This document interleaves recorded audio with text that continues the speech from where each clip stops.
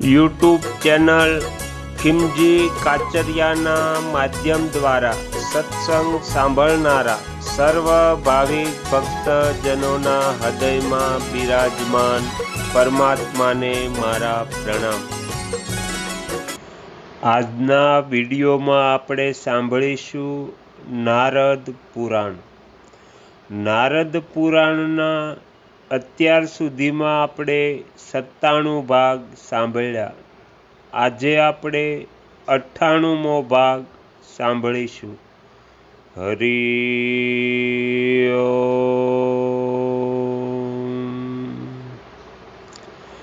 સ્વાભાવિક રીતે મુખથી નીકળેલા લલિત પદ તથા અક્ષરોના ગુણોથી સંપન્ન ગીત મધુર કહેવાય છે।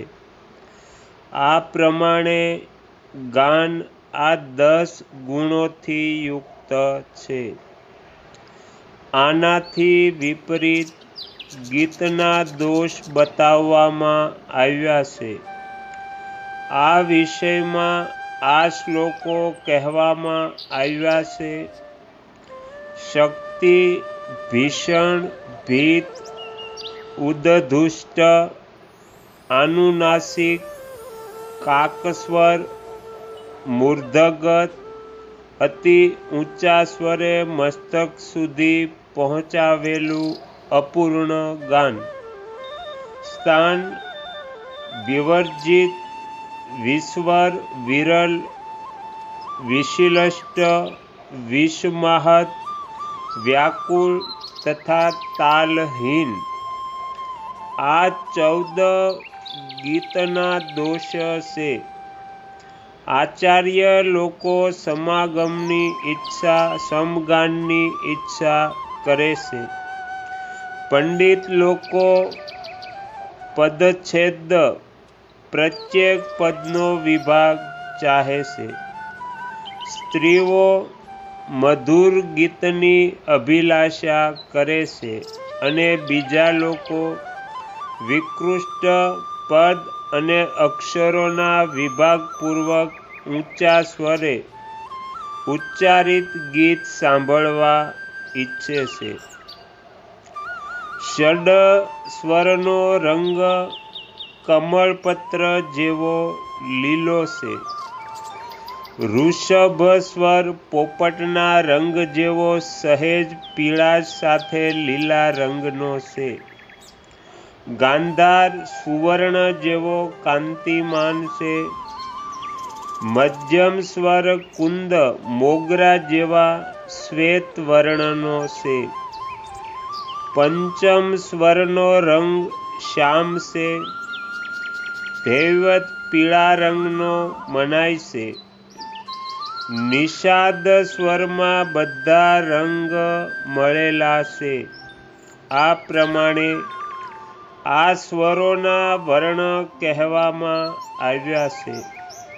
પંચમ મધ્યમ અને ષડજ આ 3 સ્વર બ્રાહ્મણ માનવામાં આવ્યા છે। ઋષભ અને ધૈવત આ બંને ક્ષત્રિય છે। ગાંધાર તથા નિષાદ આ બંને સ્વર અડધા વૈશ્ય કહેવાય છે અને પતિત હોવાથી એ અડધા શૂદ્ર કહેવાય છે, એમાં સંશય નથી। જ્યાં ઋષભના પછી પ્રગટ થયેલા ષડજની સાથે ધૈવત સહિત પંચમ સ્વર મધ્ય રાગમાં પ્રાપ્ત થાય છે, તે નિષાદ સહિત સ્વરગ્રામને પાંડવ અથવા ષાડજ્વ જાણવો જોઈએ। જો મધ્યમ સ્વરમાં પંચમનો વિરામ હોય અને અંતર સ્વરમાં ગાંધાર થઈ જાય તથા તેના પછી ક્રમથી ઋષભ નિષાદ તથા પંચમનો ઉદય થાય તો તે પંચમને પણ એવો જ ષાડવ યા ષાડવજ સમજવો।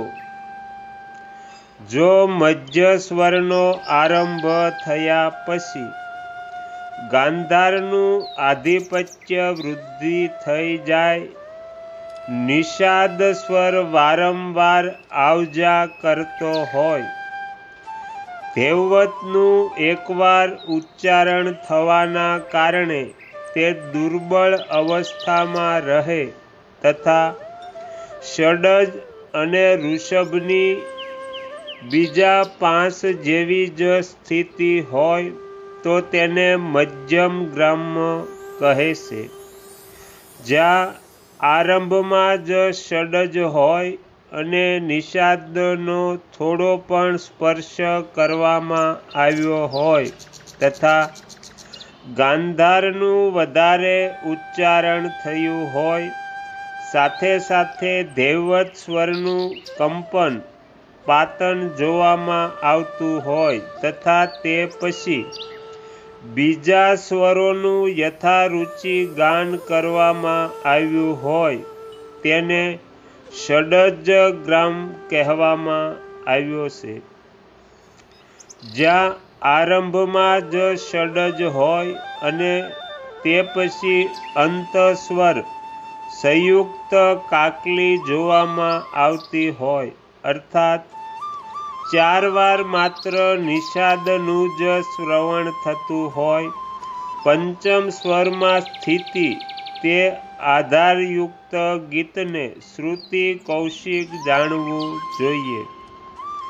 જ્યારે પૂર્વોક્ત કૈશિક નામક ગીતને બધા સ્વરો સાથે જોડીને મધ્યમ દ્વારા તેનો આરંભ કરવામાં આવે અને મધ્યમાં જ તેને સ્થાપના થાય તો તે કૈશિક મધ્યમ નામક ગ્રામ્ય રાગ થાય છે.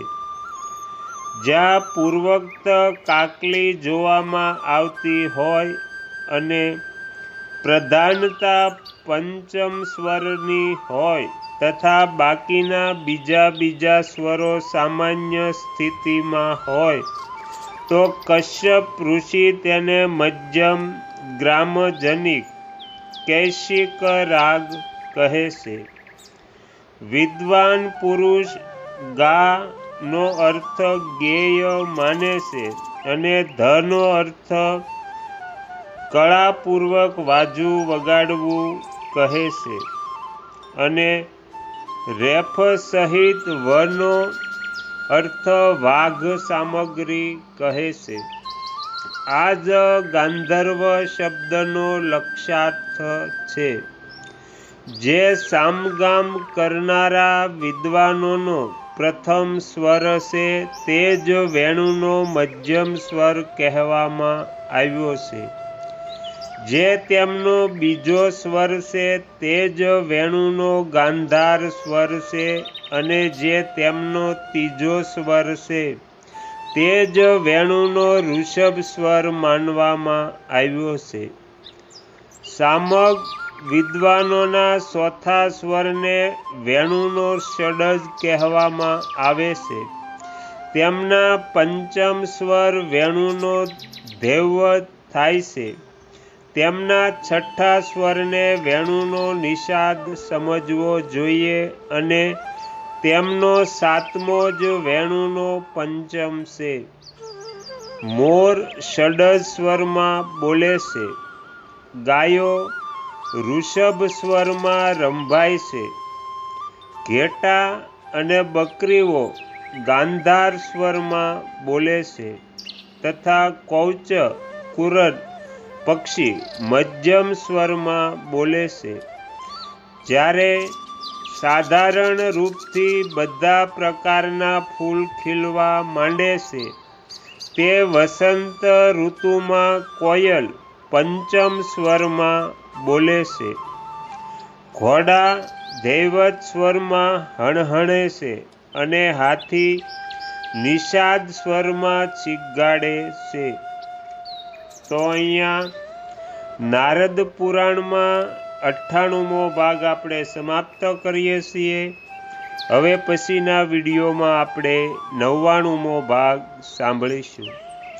તમે તમારો કિંમતી સમય આપી એકાગ્ર ચિત્તે પ્રસન્નતાપૂર્વક આ નારદ પુરાણ સાંભળ્યું એ બદલ હું આપ સૌનો ખૂબ ખૂબ આભાર વ્યક્ત કરું છું અને આશા પણ રાખું છું કે તમને સાંભળવું ગમ્યું હશે. જો ગમ્યું હોય તો બીજા 5 લોકોને પણ સંભળાવજો. શ્રી સદ્ગુરુ દેવની જય. આગળના વિડીયો જોવા માટે આ ચેનલને સબસ્ક્રાઈબ કરો અને જો આ વિડીયો પસંદ આવ્યો હોય તો લાઈક કરો.